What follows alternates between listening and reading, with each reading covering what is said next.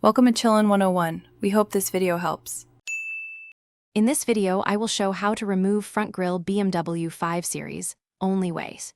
Start by parking level, engaging the brake, and opening the hood to access the grille clips and screws. Locate plastic clips along the top edge and inspect for bolts behind the bumper cover. Gather a trim tool, Torx bits, and a ratchet set so you can remove fasteners quickly and begin at the top of the grille and work left to right, releasing each plastic clip with a trim tool.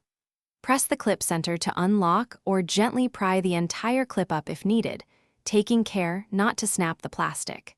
Set each clip aside in order so you won't mix sizes, and double-check for hidden bolts behind the trim that may still secure the grille to the bumper. Move to the lower grille area and remove any Torx or Phillips screws with the appropriate bit, working methodically across the bumper. Gently pull the grille forward while feeling for stubborn clips so nothing rips or cracks. When the grille is free, lift it straight out toward you and set it on a clean surface to avoid scratches. Then inspect the backing for broken clips that should be replaced before reinstallation. Thanks for watching. Consider subscribing if we helped you.